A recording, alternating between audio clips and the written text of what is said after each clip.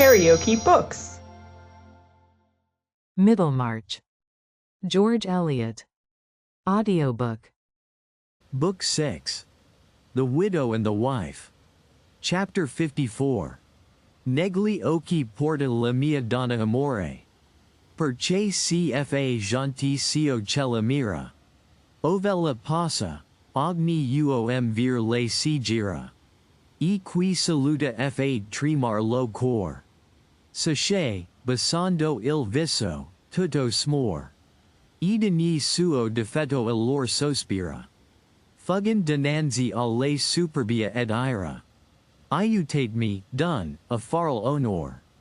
Ogni dolcezza, ogni pensiera umile. Nace nel cor a chi parler la sente.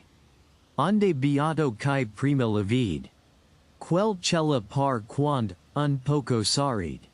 Non si può dicer, ne tenor a mente. Si nuovo miracolo gentile. Dante.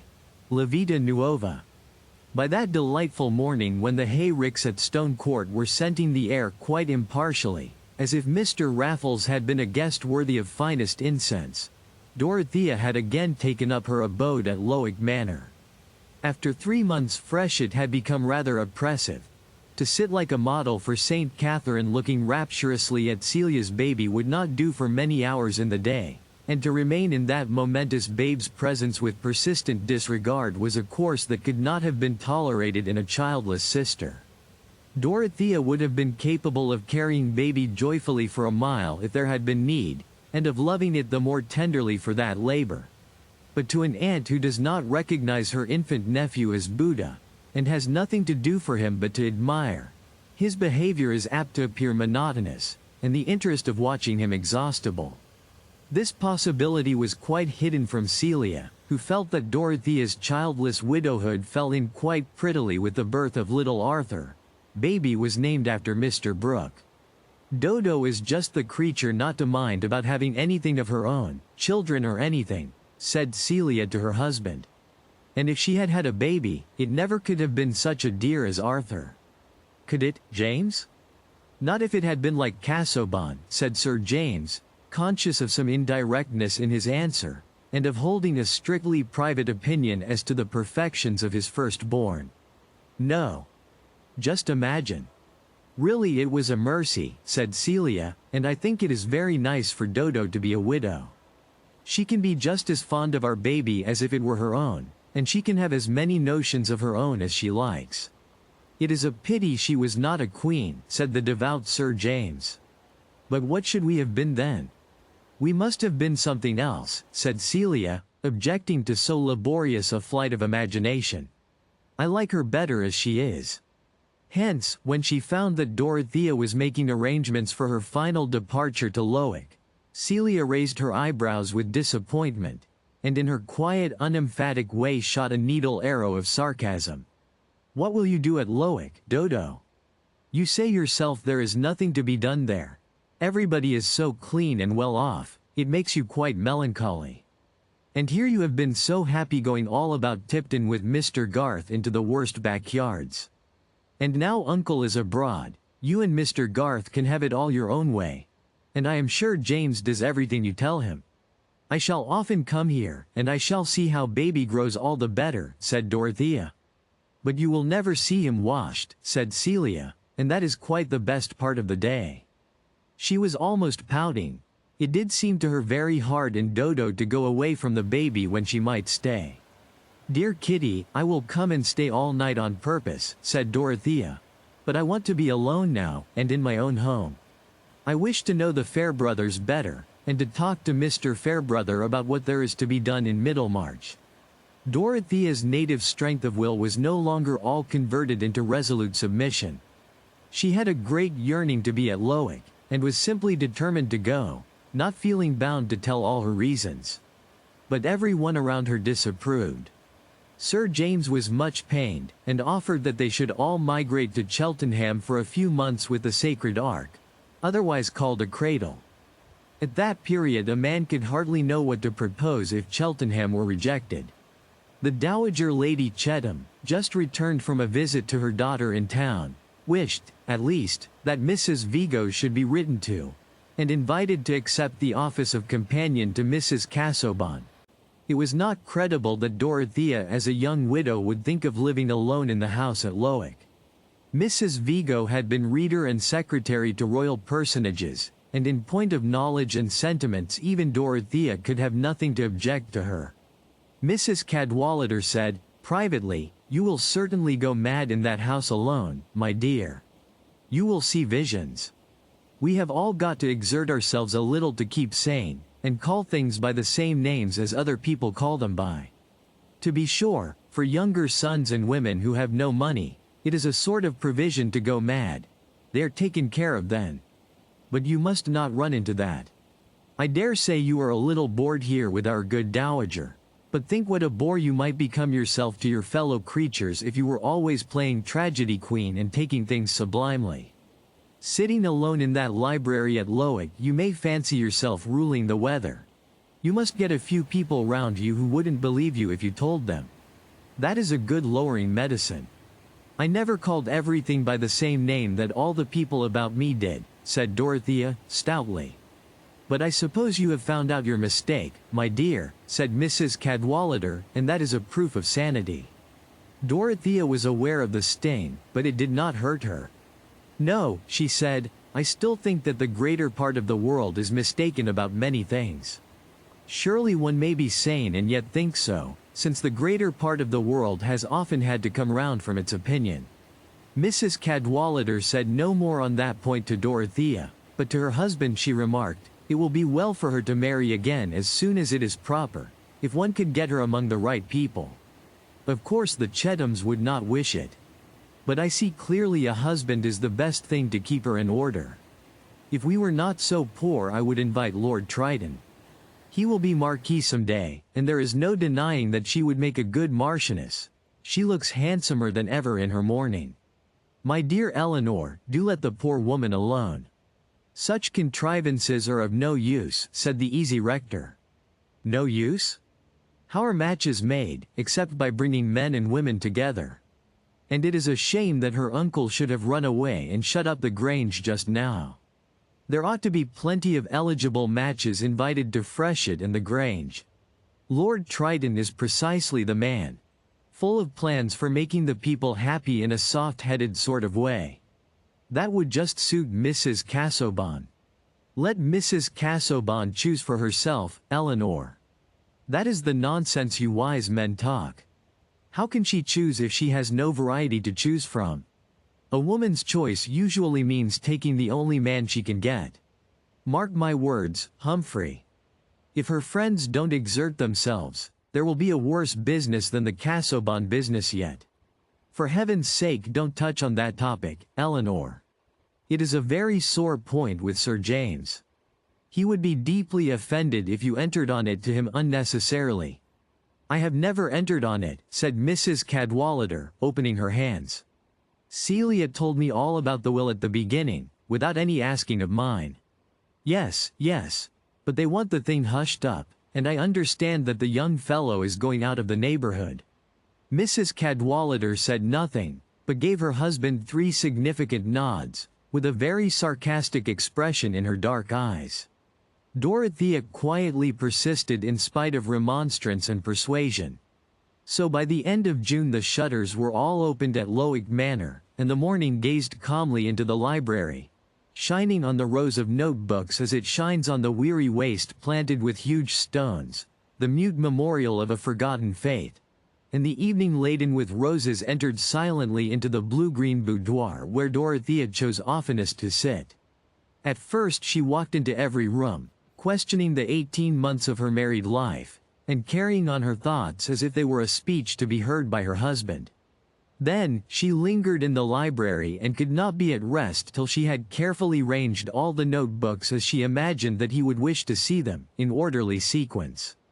The pity which had been the restraining compelling motive in her life with him still clung about his image, even while she remonstrated with him in indignant thought and told him that he was unjust. One little act of hers may perhaps be smiled at as superstitious. The synoptical tabulation for the use of Mrs. Casaubon, she carefully enclosed and sealed, Writing within the envelope, I could not use it. Do you not see now that I could not submit my soul to yours, by working hopelessly at what I have no belief in, Dorothea? Then she deposited the paper in her own desk. That silent colloquy was perhaps only the more earnest because underneath and through it all there was always the deep longing which had really determined her to come to Lowick. The longing was to see Will Ladislaw. She did not know any good that could come of their meeting. She was helpless. Her hands had been tied from making up to him for any unfairness in his lot. But her soul thirsted to see him. How could it be otherwise?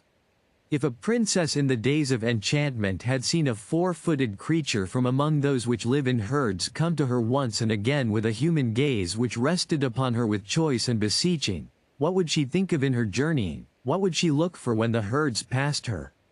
Surely for the gaze which had found her, and which she would know again. Life would be no better than candle-light tinsel and daylight rubbish if our spirits were not touched by what has been, to issues of longing and constancy. It was true that Dorothea wanted to know the Fairbrothers better, and especially to talk to the new rector, but also true that remembering what Lydgate had told her about Will Ladislaw and little Miss Noble, she counted on Will's coming to Lowick to see the Fairbrother family. The very first Sunday, before she entered the church, she saw him as she had seen him the last time she was there, alone in the clergyman's pew. But when she entered his figure was gone. In the weekdays when she went to see the ladies at the rectory, she listened in vain for some word that they might let fall about Will. But it seemed to her that Mrs. Fairbrother talked of everyone else in the neighborhood and out of it. Probably some of Mr. Fairbrother's Middlemarch hearers may follow him to Lowick sometimes. Do you not think so? Said Dorothea, rather despising herself for having a secret motive in asking the question. If they are wise they will, Mrs. Casaubon, said the old lady. I see that you set a right value on my son's preaching. His grandfather on my side was an excellent clergyman, but his father was in the law. Most exemplary and honest nevertheless, which is a reason for our never being rich. They say fortune is a woman and capricious. But sometimes she is a good woman and gives to those who merit, which has been the case with you, Mrs. Casaubon, who have given a living to my son. Mrs. Fairbrother recurred to her knitting with a dignified satisfaction in her neat little effort at oratory, but this was not what Dorothea wanted to hear. Poor thing. She did not even know whether Will Ladislaw was still at Middlemarch, and there was no one whom she dared to ask, unless it were Lydgate. But just now she could not see Lydgate without sending for him or going to seek him. Perhaps Will Ladislaw, having heard of that strange ban against him left by Mr. Casaubon, had felt it better that he and she should not meet again, and perhaps she was wrong to wish for a meeting that others might find many good reasons against. Still, I do wish it, came at the end of those wise reflections as naturally as a sob after holding the breath. And the meeting did happen, but in a formal way quite unexpected by her. One morning, about 11, Dorothea was seated in her boudoir with a map of the land attached to the manor and other papers before her, which were to help her in making an exact statement for herself of her income and affairs.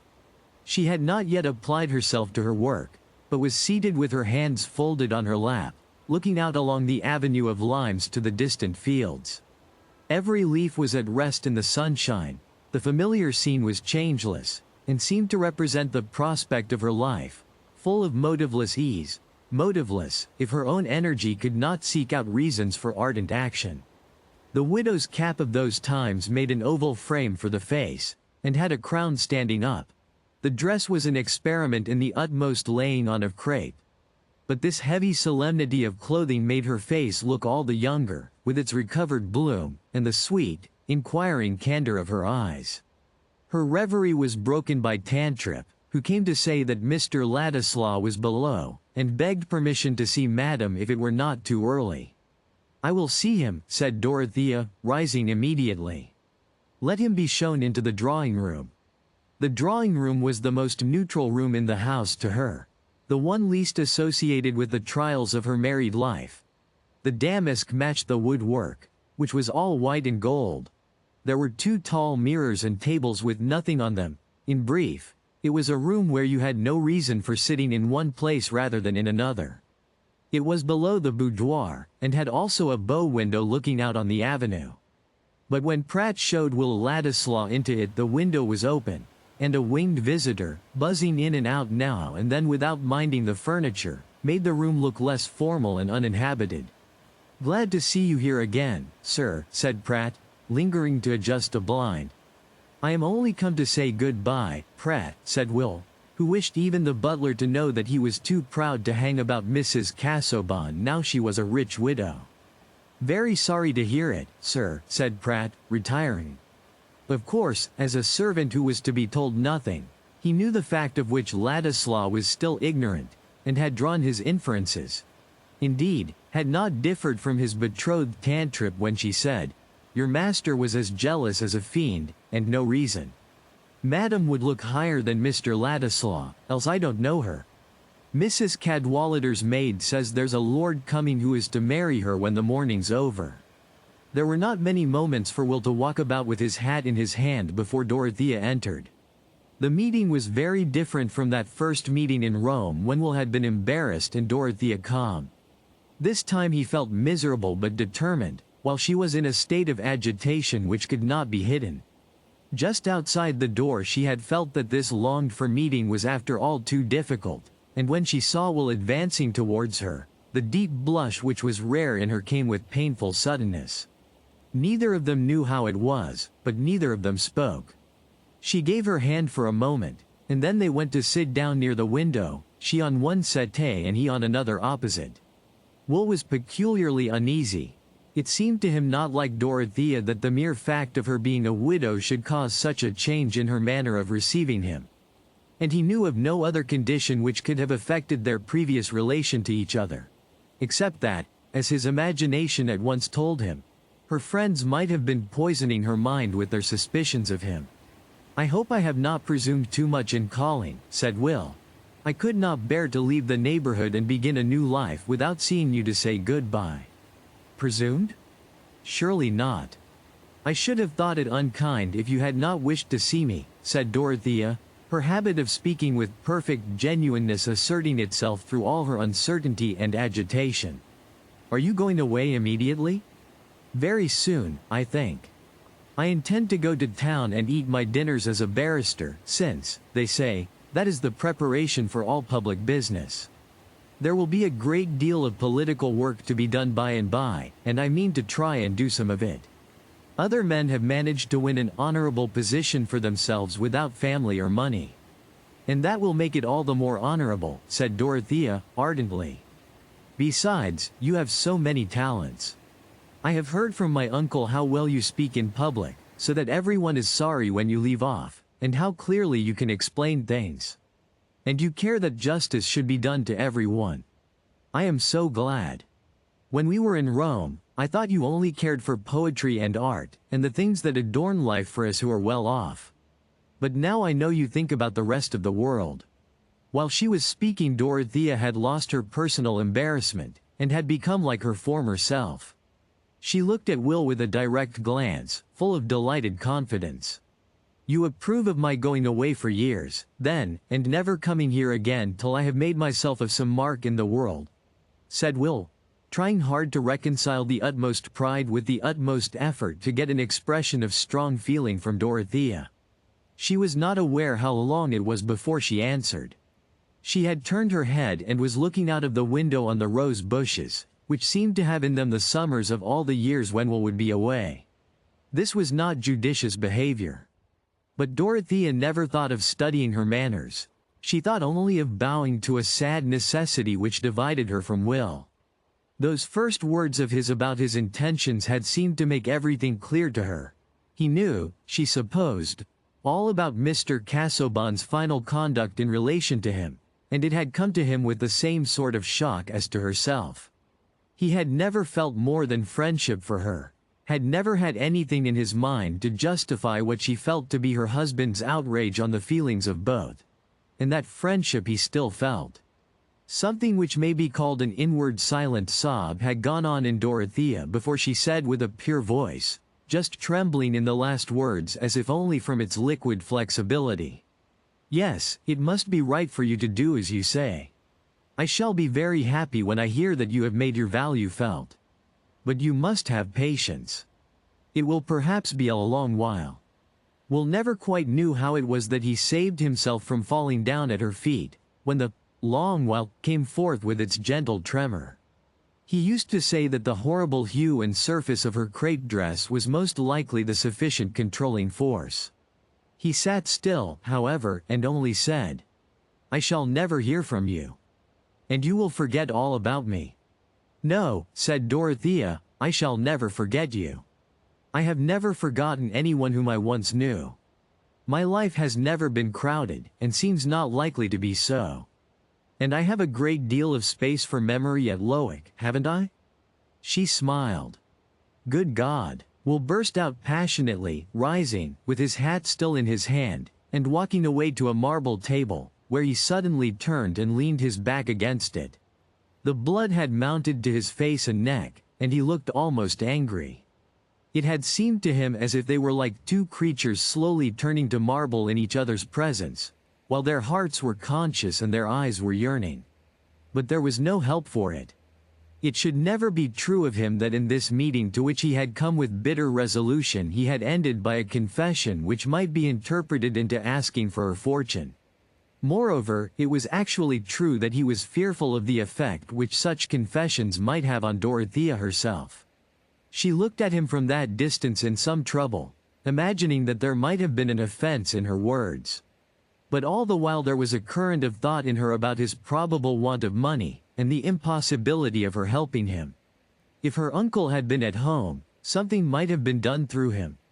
It was this preoccupation with the hardship of Will's wanting money, while she had what ought to have been his share, which led her to say, seeing that he remained silent and looked away from her, "I wonder whether you would like to have that miniature which hangs upstairs. I mean that beautiful miniature of your grandmother. I think it is not right for me to keep it, if you would wish to have it. It is wonderfully like you." "You are very good," said Will, irritably. "No, I don't mind about it. It is not very consoling to have one's own likeness. It would be more consoling if others wanted to have it. I thought you would like to cherish her memory. I thought—" Dorothea broke off an instant, her imagination suddenly warning her away from Aunt Julia's history. "You would surely like to have the miniature as a family memorial." "Why should I have that, when I have nothing else? A man with only a portmanteau for his stowage must keep his memorials in his head." Will spoke at random. He was merely venting his petulance. It was a little too exasperating to have his grandmother's portrait offered him at that moment. But to Dorothea's feeling his words had a peculiar sting. She rose and said with a touch of indignation as well as hauteur, "You are much the happier of us two, Mr. Ladislaw, to have nothing." Will was startled. Whatever the words might be, the tone seemed like a dismissal, and quitting his leaning posture, he walked a little way towards her. Their eyes met, but with a strange questioning gravity. Something was keeping their minds aloof, and each was left to conjecture what was in the other. Will had really never thought of himself as having a claim of inheritance on the property which was held by Dorothea, and would have required a narrative to make him understand her present feeling. "I never felt it a misfortune to have nothing till now," he said. "But poverty may be as bad as leprosy, if it divides us from what we most care for." The words cut Dorothea to the heart, and made her relent. She answered in a tone of sad fellowship, "Sorrow comes in so many ways. 2 years ago I had no notion of that.